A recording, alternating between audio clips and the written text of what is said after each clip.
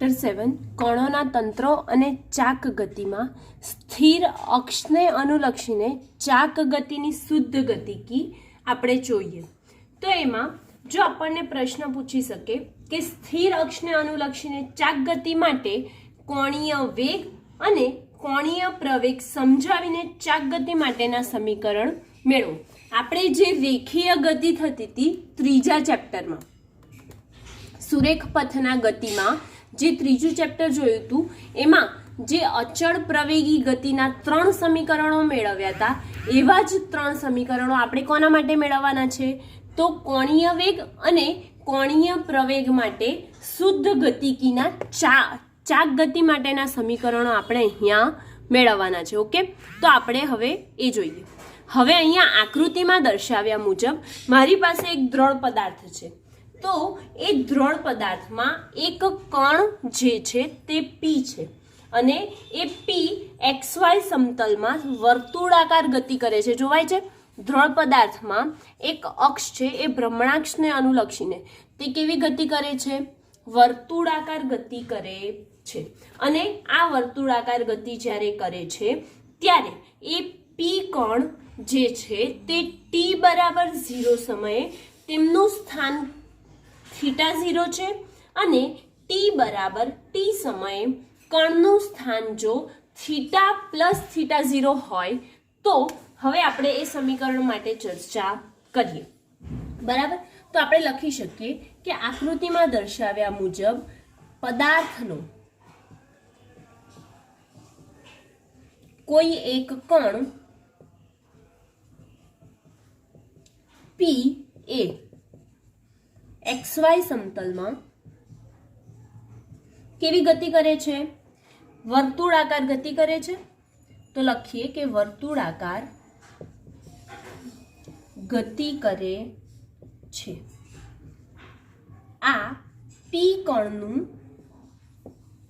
t બરાબર 0 સમયે કોણીય સ્થાન θ0 છે અને જો t બરાબર t સમયે લેવામાં આવે તો t બરાબર t સમયે તેનું કોણીય સ્થાન કેટલું થઈ જાય છે? θ+ જો θ0 થતું હોય તો t સમયમાં કોણીય સ્થાનાંતર જે થાય છે તેના માટેનું સૂત્ર મેળવીએ. તો t સમયમાં કોણીય સ્થાનાંતર થીટા થાય છે. બરાબર, તો હવે આપણી પાસે સમતલમાં x અને y અક્ષ છે. બરાબર, તો XY ને સમાંતર x' અને y' અક્ષ છે. જો છે ને x' અને x આમ છે એવી જ રીતે અહીંયા y છે તો અહીંયા y' છે. જોવાય છે આકૃતિમાં? તો XY ને સમાંતર x' અને y' પસંદ કરીએ અને z અક્ષને સ્થિર છે તો તેનું કોની આસપાસ ભ્રમણ થાય છે? તો તત્કાલીન કોણીય વેગ મળે છે. ક્યારે? જ્યારે ગોળાકારમાં છે તો એ ગોળાકારમાં પરિભ્રમણ કરે છે એક અક્ષને અનુલક્ષીને, ત્યારે તેનું શું મળે છે? આપણને થીટા રચાય છે માટે તેમનો કોણીય વેગ મળે છે, જેને આપણે શેનાથી દર્શાવીએ છીએ? ઓમેગાથી દર્શાવવામાં આવે છે. બરાબર, તો અહીંયા લખી શકાય કે જો XY ને સમાંતર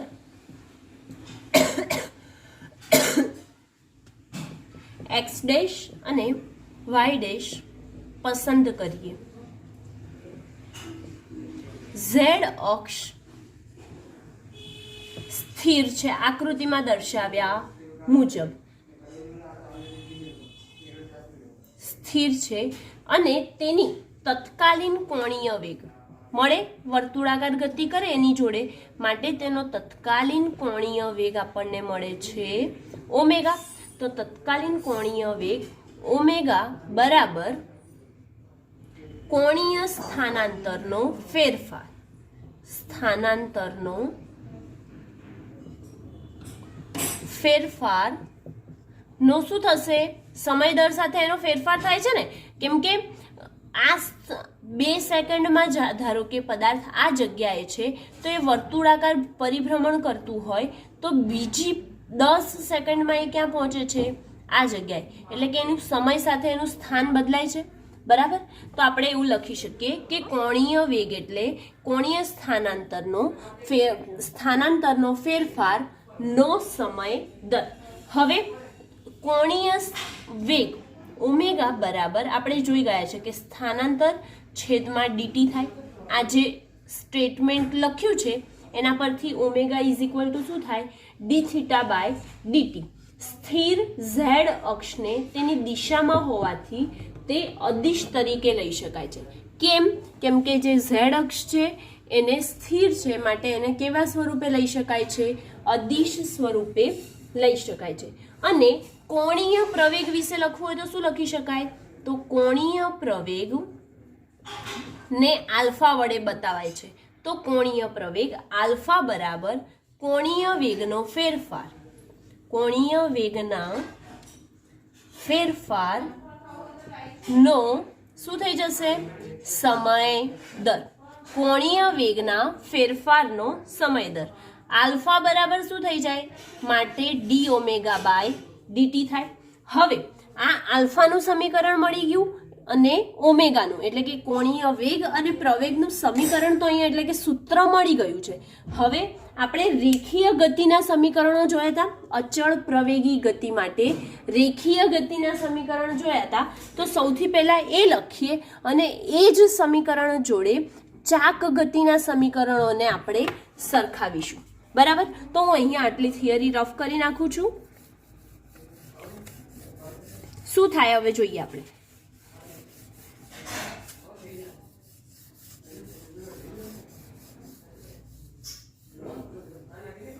ઓકે, ચલો. ઓમેગા બરાબર ડી થીટા બાય ડીટી.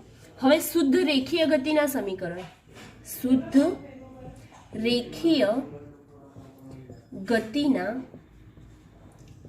સમીકરણ માટે શું થઈ જશે? પહેલું સમીકરણ શું હતું? અચળ પ્રવેગી ગતિનું v બરાબર v0 પ્લસ એટી હતું. એવી જ રીતે બીજું સમીકરણ શું હતું? તો સ્થાન x બરાબર x0 plus v0t plus 1/2 at square હતું કે નહીં? હા. હવે એવી જ રીતે ત્રીજું સમીકરણ શું હતું?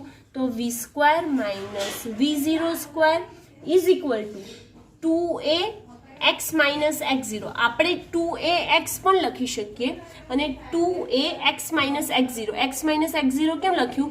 કે જો પદાર્થનું પ્રારંભિક અને અંતિમ બે સ્થાન હોય એના માટે x માઇનસ x0 દર્શાવ્યું. હવે આ બધા આ જે સમીકરણો લખ્યા ત્રણે, એમાં v શું છે, v0 શું છે, a શું છે, t શું છે, આ બધા વિશે આપણે જાણીએ છીએ. પણ જો તો પણ હજી આપણને એટલો ખ્યાલ ના હોય તો હું એકવાર જણાવી દઉં કે એ બધાનો મિનિંગ શું થાય છે.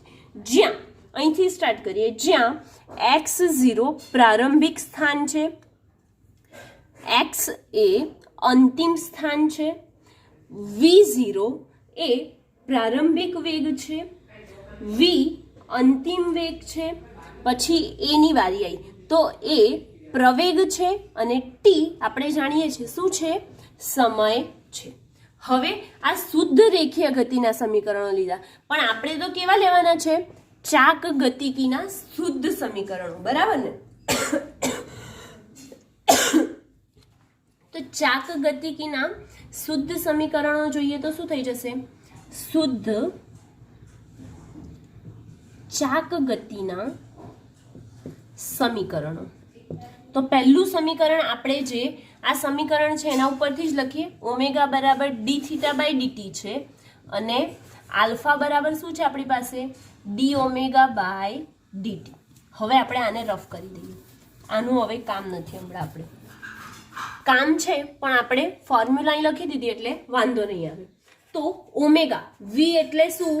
આપણે ચાક ગતિમાં કોણીય વેગ હશે, જ્યારે રેખીય ગતિમાં સાદો વેગ હશે, રેખીય વેગ હશે, બરાબર. તો આપણે કોણીય વેગ એટલે શું લઈએ છીએ? ઓમેગા, માટે ઓમેગા. અને પ્રારંભિક વેગ છે બરાબર પ્રારંભિક વેગ. પ્રારંભિક વેગ એટલે શું થઈ જશે? અહીંયા પ્રારંભિક કોણીય વેગ શું થશે? ઓમેગા 0 પ્લસ પ્રવેગ એટલે શું થશે? કોણીય પ્રવેગ. કોણીય પ્રવેગને શેનાથી દર્શાવીએ છીએ? આલ્ફાથી, માટે આલ્ફા, અને સમય તો જે છે એ જ ટી, બરાબર. આ સમીકરણ નંબર 1 મળી ગયું. હવે આપણે સ્થાનાંતર થાય છે તો સ્થાનને શેનાથી દર્શાવીએ છીએ? થીટાથી દર્શાવ્યું. જો અહીંયા ઓમેગા બરાબર d theta by dt. Theta એટલે શું? સ્થાનમાં થતો ફેરફાર, ધેટ મીન્સ સ્થાનાંતર, ડિસ્પ્લેસમેન્ટ, બરાબર. તો આપણે અહીંયા થીટા બરાબર શું લખીશું? એટલે કે એક્સની જગ્યાએ શું લખીશું? ચાક ગતિ માટે થીટા બરાબર થીટા 0 પ્લસ v0 છે એની જગ્યાએ ઓમેગા 0, સમયની જગ્યાએ તો સમય જ, પ્લસ 1/2 આલ્ફા ટી સ્ક્વેર. અને ત્રીજું સમીકરણ જોવા જઈએ તો v સ્ક્વેરની જગ્યાએ omega square minus omega 0 square is equal to 2 alpha એક્સની જગ્યાએ શું લખીશું? Theta minus theta 0. ઓકે, ખબર પડી અહીંયા કે જે શુદ્ધ ચાક ગતિ માટે અલગ અલગ આવશે, એને દર્શાવવા માટે કોણીય વેગ અને પ્રવેગ. તો આપણે ફરીથી અહીંયા જોઈ લઈએ કે આ શું છે. તો આ ચાક ગતિ માટે પ્રારંભિક કોણીય સ્થાન છે, આ અંતિમ કોણીય સ્થાન છે. આલ્ફા એટલે જે કોણીય પ્રવેગ છે તે, ઓમેગા 0 એટલે ચાક ગતિ કરતો પદાર્થ હોય તો તેનો પ્રારંભિક કોણીય વેગ છે, અને ઓમેગા એટલે કે ચાક ગતિ કરતો હોય તો તેનું અંતિમ કોણીય વેગ છે, બરાબર. અને ટી એટલે આપણે બધા જાણીએ કે સમય જ હશે. ઓકે, એટલે કે આ જે સ્થિર અક્ષને અનુલક્ષીને ચાક ગતિની શુદ્ધ ગતિકી જે છે એ અહીંયા કમ્પ્લીટ થાય છે. સ્થિર અક્ષને અનુલક્ષીને ચાક ગતિનું ગતિશાસ્ત્ર જોઈએ.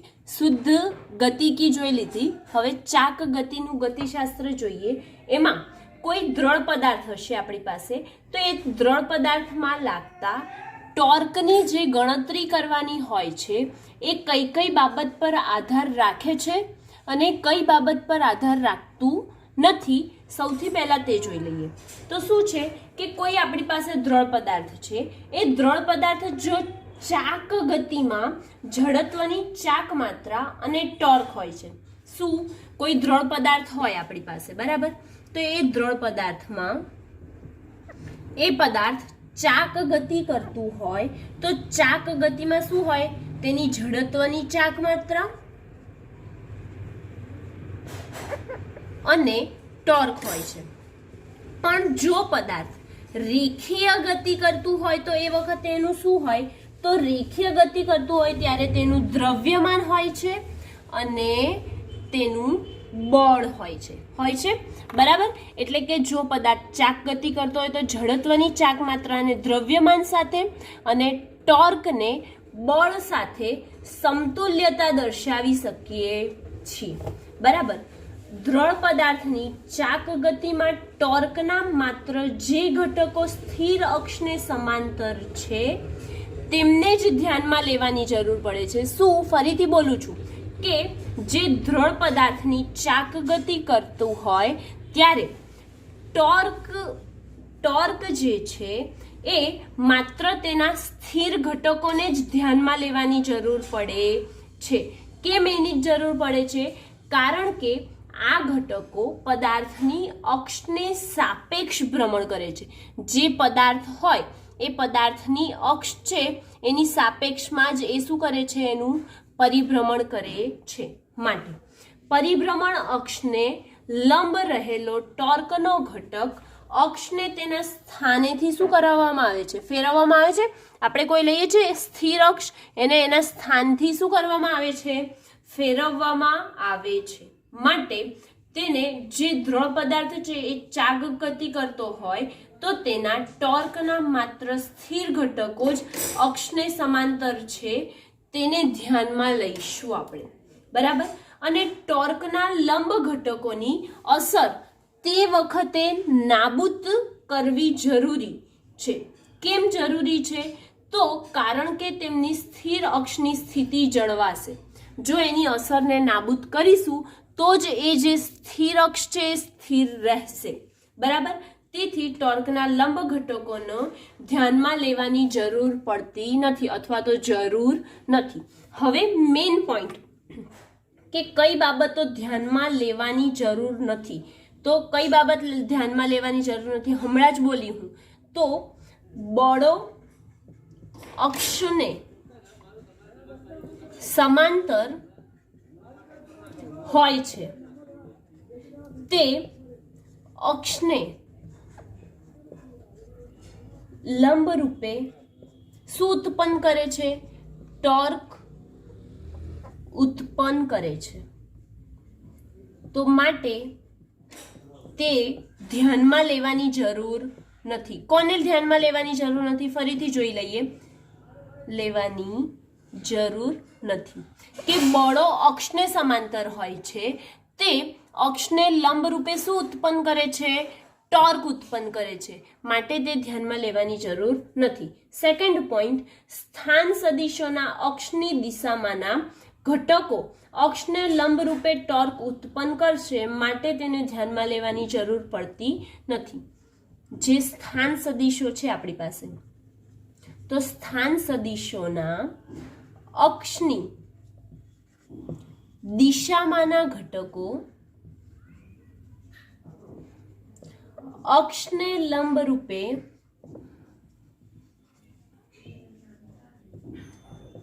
ટોર્ક ઉત્પન્ન કરે છે માટે તે ધ્યાનમાં લેવાની જરૂર નથી. ઓકે, હવે કઈ કઈ બાબતોને ધ્યાનમાં લેવાની જરૂર પડે છે તે જોઈએ. તો જે બળો અક્ષને લંબ રૂપે રહેલા સમતલમાં હોય તેને ધ્યાનમાં લેવાની જરૂર.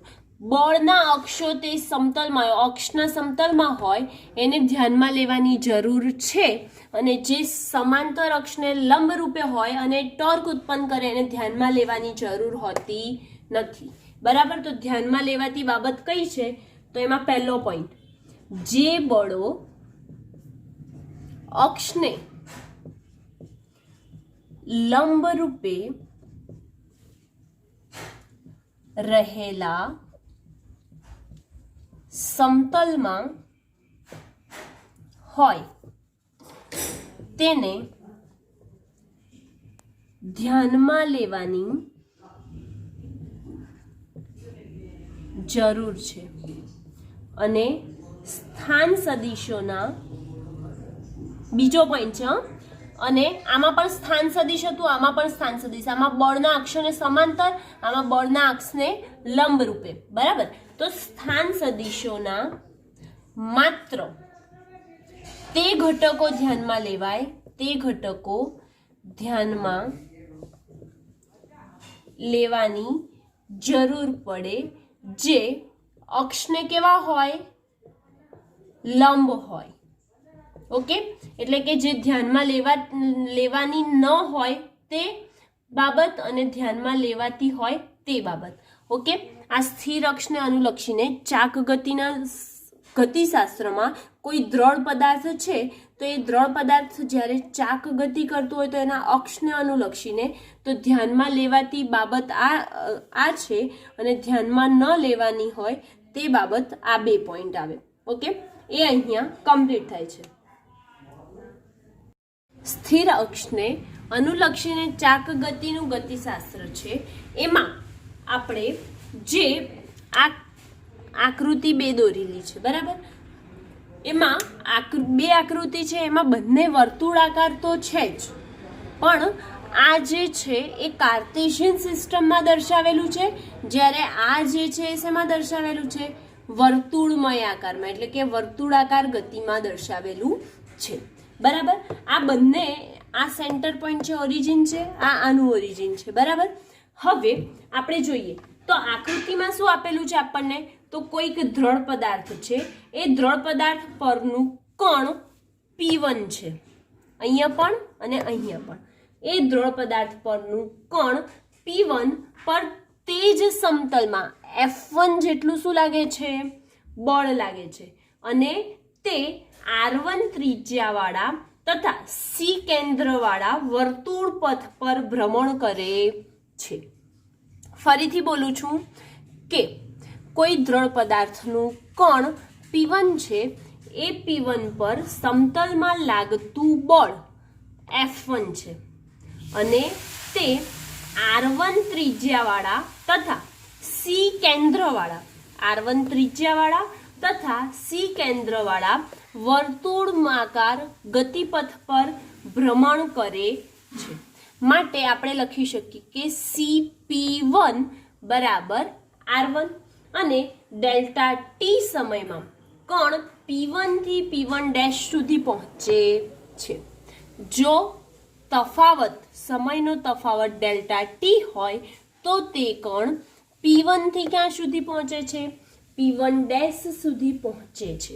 બરાબર. તો આપણે લખીએ કે આકૃતિમાં દર્શાવ્યા મુજબ દ્રઢ પદાર્થ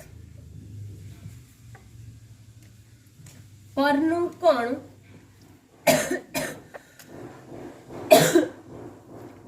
કણ P1 પર તે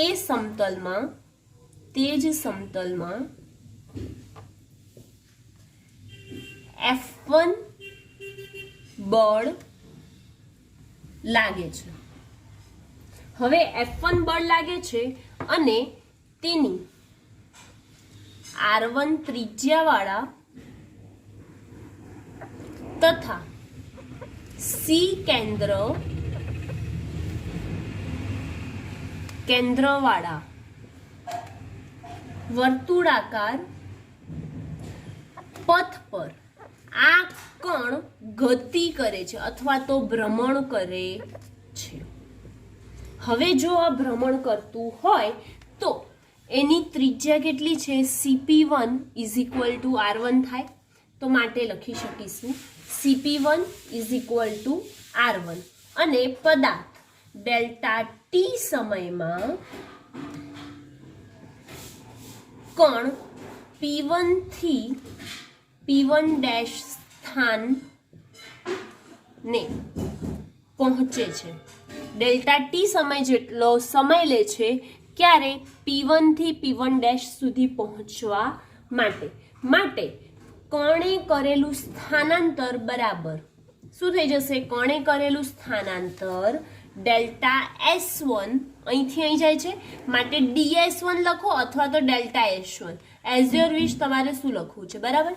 DS1 બરાબર R1 અને અંતર કેટલું કર્યું? D થીટા જેટલું કર્યું ને, ખૂણો આટલું અંતર અને એનું D થીટા માટે D થીટા સ્થાન એટલું કવર કર્યું માટે આપણે લખી શકીએ કે R1 D થીટા અને તે P1 બિંદુ પાસે સ્પર્શકની દિશામાં D થીટા બરાબર P ડેશ C P1 એવું બનાવે છે.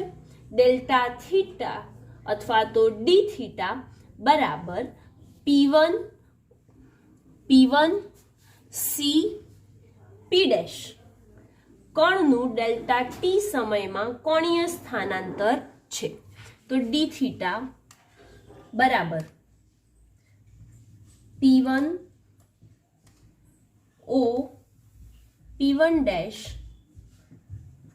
કણનું ડેલ્ટા ટી સમયમાં કોણીય સ્થાનાંતર છે. હવે જો એનું કોણીય સ્થાનાંતર હોય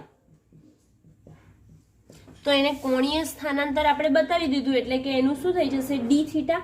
તો કણ પર F1 બળ વડે થયેલું કાર્ય શોધવું પડશે ને, કેમ કે એ સમતલમાં જ બળ લાગે છે માટે કણનું F1 વડે થયેલ કાર્ય W બરાબર કેટલું થઈ જશે? સદિશ F1 ડોટ સદિશ DS1 બરાબર ને. DS1 છે અને એના ઉપર બળ લાગ્યું તે એટલે કે W બરાબર સદિશ F1 ડોટ DS1 થશે. હવે સદિશ કાઢવું હશે તો આપણે શું લખીએ છીએ? F1 DS1 cos phi આવશે. કેમ 5 આવશે? કેમ કે એમની વચ્ચે ખૂણો જે બને છે એ આપણે સપોઝ શું કર્યો છે? phi1 સપોઝ કર્યો છે, માટે શું આવશે? phi1. f1 ds1 cos phi1. અને જે phi1 છે એ શું થાય? alpha1 અને f1 અને સ્થાન સદિશ op1 વચ્ચેનો ખૂણો જે બને છે phi1 વત્તા alpha1 જેટલો થાય છે, જે આખો કેટલો થઈ જાય છે? 90 ડિગ્રી જેટલો થાય છે. જોવાય છે? તો આપણે અહીં લખી શકીએ કે phi1 plus alpha1 is equal two 90 degree. તો તમે લોકો phi1 બરાબર શું લખી શકો? કે phi1 બરાબર 90 માઇનસ alpha1 આવું લખી શકાય. તો આપણે આમાં phi1 માં આ કિંમત મૂકી દઈએ. તેથી થયેલું કાર્ય f1 બળ વડે થયેલું કાર્ય f1 ds1 છે. તો ds1 ની જગ્યાએ હું આગળ જ બોલી હતી કે ds1 બરાબર શું થાય? r1 d થીટા થાય. તો આપણે એ કિંમત મૂકીશું r1 d થીટા, અને cos phi ની કિંમત કેટલી મૂકવાની છે? phi1 ની કિંમત 90 માઇનસ alpha1, માટે cos, આ તો કારણમાં છે, 90 માઇનસ alpha1 થાય. ઓકે, આ આપણું સમીકરણ આવ્યું. શું આવ્યું? કે w બરાબર f1 r1 d theta cos 90 minus alpha1. હવે 90 માઇનસ 90 એટલે π/2 માઇનસ કરીએ એટલે શું થઈ જશે? સાઇન થઈ જશે.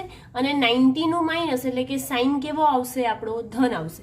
તેથી w બરાબર f1 r1 d theta sign alpha1 થાય. ઓકે, હવે આના ઉપરથી એવું લખી શકીએ કે ઉગમ બિંદુની સાપેક્ષે f1 બળના કારણે લાગતું ટોર્ક, ઉગમ બિંદુઓની સાપેક્ષે f1 બળના કારણે લાગતું ટોર્ક આપણે જોઈએ. તે પહેલા ઉપરનું આટલું રફ કરીએ અને પછી આગળ જોઈએ. ઓકે,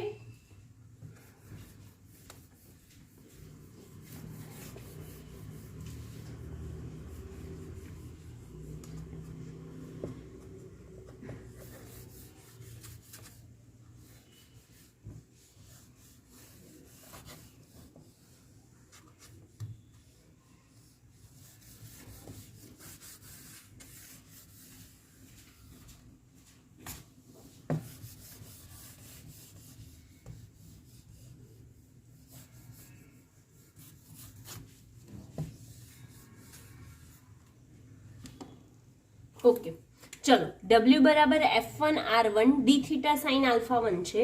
તો ઉગમ બિંદુની સાપેક્ષે f1 બળના કારણે લાગતું ટોર્ક લખીએ તો શું થઈ જશે? ઉગમ બિંદુની સાપેક્ષે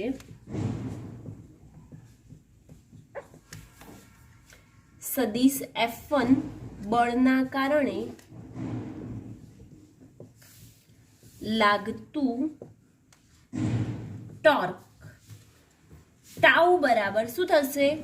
જે સદિશ છે તે, એટલે કે OP ક્રોસ f1 એટલે કે સ્થાન સદિશ ગુણ્યા એના ઉપર લાગતું બળ થાય. બરાબર, એ સમીકરણ નંબર જો 1 આપી દઈએ આને આપણે. બરાબર ને? હવે આકૃતિ બી પરથી, એટલે કે હવે બીજી આકૃતિ પર આવીએ. તો આકૃતિ બી પરથી આપણે શું કહી શકીએ કે OP1 is equal two OC plus CP1 થાય છે. અહીં જોઈએ તો OP1 is equal two OC plus CP1 થાય. માટે આપણે લખીએ કે OP1 બરાબર OC પ્લસ CP1. ઓકે, તો આકૃતિ બી પરથી આ લખી શકીએ. તેથી ટાઉ બરાબર શું થઈ જશે? OC તો એમનો એમ રહેશે ને, OC, અને OC પ્લસ CP1 છે. OC પ્લસ CP1 છે. OC એ અક્ષની દિશામાં છે. જોવાય છે? OC જે છે એ અક્ષની દિશામાં છે, ઊભું જ. બરાબર, તો અક્ષની દિશામાં છે માટે આપણે શું લખીશું? એમની વચ્ચેનો ખૂણો sin 0 લખીશું, કેમ કે બંનેની દિશા એક છે માટે. પરંતુ હજી f1 બાકી રહ્યું માટે f1 લખીશું. ઓકે, તો શું થઈ જાય? ટાઉ બરાબર ઓસી ઇન્ટુ F1 સાઇન 0. સાઇન 0 કેટલું થાય? 0 થાય. અહીંયા જો કારણ લખવું હોય તો લખી શકાય કે ઓસી એ અક્ષની દિશામાં છે માટે, બરાબર. તો ટાઉ ઇઝ ઇક્વલ ટુ આપણને મળી ગયું અહીંયા 0. તેથી OP1 અને OC એ બંને કેવા થશે? સમાન થશે. માટે સમીકરણ OP1 ઇઝ ઇક્વલ ટુ સદિશ CP1 ફ્રોમ ઇક્વેશન 1. એટલે કે સમીકરણ 1 પરથી આપણે લખી શકાય કે OP1 બરાબર CP1 હોય તો સદિશ ટાઉ બરાબર સદિશ CP1 ક્રોસ સદિશ F1. આ આપણે આકૃતિ બી પરથી આટલું ફરીથી જોઈ લઈએ. ઉગમ બિંદુની સાપેક્ષે F1 બળના કારણે લાગતું બળ જે છે એ આપણે ટોર્ક બરાબર OP ક્રોસ F1 લખ્યું, બરાબર. પછી OP1 બરાબર OC પ્લસ શું થતું હતું? CP1 થતું હતું. અને આકૃતિ 2 પરથી ટાઉ બરાબર શું લખી શકીએ?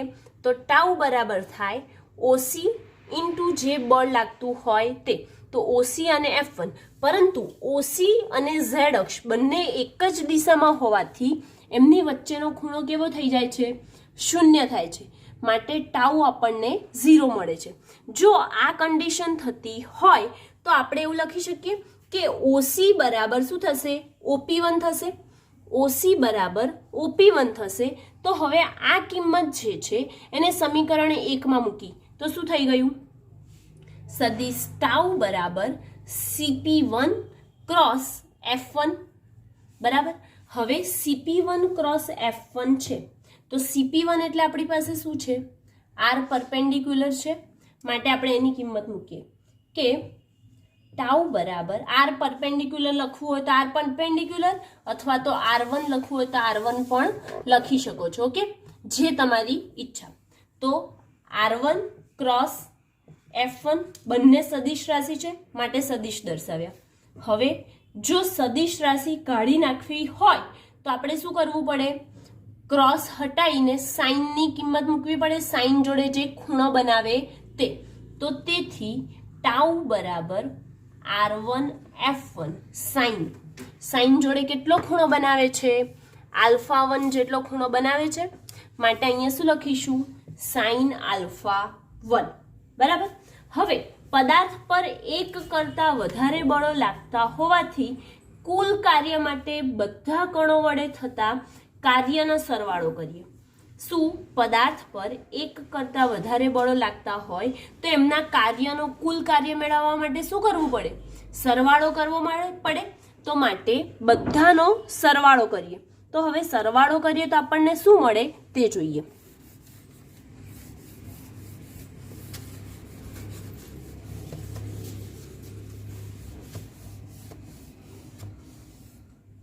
ઓકે, ચલો. બધા કણો પર બળ લાગતું હોય તો કુલ કાર્ય માટે સરવાળો કરતા. હવે આપણે સરવાળો કરીએ. તેથી ડેલ્ટા W બરાબર શું થઈ જશે? આ બધાનો સરવાળો એટલે કે tau 1 plus tau 2 up to ક્યાં સુધી? ટાઉ n સુધી. અને એમનું અંતર કેટલું છે? તો d થીટા જેટલું છે. માટે d થીટા. તેથી W બરાબર શું મળ્યું? ટોટલ ટાઉ એટલે ટાઉ લખી કાઢીએ અને d થીટા. આને સમીકરણ નંબર આગળ વાળું જે હતું સમીકરણ નંબર 1 હતું તો આને સમીકરણ નંબર 2 આપી દઈએ. જો થીટા ટેન્ડ્સ ટુ 0 હોય એટલે કે જે આ છે ખૂણો અથવા તો અંતર કપાયેલું છે એ ખૂબ નાનું હોય તો શું થાય? તો થીટા ટેન્ડ્સ ટુ જો 0 હોય તો એને અનુલક્ષીને થતું કાર્ય dw બરાબર થઈ જશે ટાઉ ડી થીટા અને રેખીય ગતિના સમીકરણ પરથી શું લખી શકાય? રેખીય ગતિ પરથી શું લખી શકાશે કે dw બરાબર f ઇન્ટુ ds. એટલે કે આ સમીકરણને જો સરખાવીએ તો શું થાય? બળ જે છે એ ચાક ગતિમાં ટોર્ક છે અને જે ds છે એ ચાક ગતિમાં ડી થીટા છે. બરાબર. તો સમીકરણ 2 આમ સામ્યતા ધરાવે છે. એના ઉપરથી હવે સમીકરણ 2 નું આપણે બેને બંને બાજુ ડેલ્ટા ટી વડે ભાગી દઈએ તો શું થાય? ડેલ્ટા ટી વડે ભાગતા ડી ઓમેગા બાય ડીટી બરાબર tau d theta by dt થાય કે ના થાય? અહીં તમે ડેલ્ટા લખો કે ડી ઓમેગા લખો કોઈ ફરક પડતો નથી. તો ડી ઓમેગા બાય ડીટી બરાબર tau d theta by dt થાય. અને જો આપણો જે ડીટી છે અથવા તો સમય છે, સમયમાં થતો ફેરફાર એ શૂન્ય હોય એટલે કે 0 હોય તો શું થઈ જશે કે d omega by dt is equal to delta omega by delta t અને d theta by dt is equal to શું થઈ જશે? Delta theta by delta t સ્વરૂપે લખી શકાય. ક્યારે? જ્યારે જે સમીકરણનો બેઝિક સરવાળો કરીએ અને તેને ટી વડે ભાગવામાં આવે અને આ બંને સામ્યતા ધરાવે ત્યારે. તેથી લખી શકીએ આપણે કે ટાઉ બરાબર dw બરાબર ટાઉ ડી થીટા. અને આના ઉપરથી જો પાવરનું સૂત્ર મેળવવું હોય તો P બરાબર tau d theta by dt થાય. બરાબર. પાવર P બરાબર tau d theta by dt થાય. તો ડી થીટા બાય ડીટી એટલે આપણે શું જોઈ ગયા હતા? ડી થીટા બાય ડીટી બરાબર ડી ઓમેગા બાય ડીટી જોયું હતું. તેથી P બરાબર લખી શકાય કે ડી ઓમેગા બાય ડીટી. અને આપણને આ સમીકરણ અહીંયા મળે છે. શેના માટે? કે જ્યારે પાવરનું સૂત્ર મેળવવાનું હોય ત્યારે. ક્યારે? જ્યારે સ્થિર અક્ષને અનુલક્ષીને પદાર્થ ચાક ગતિ કરતો હોય ત્યારે. ઓકે, તો આ અહીંયા કમ્પ્લીટ થાય છે.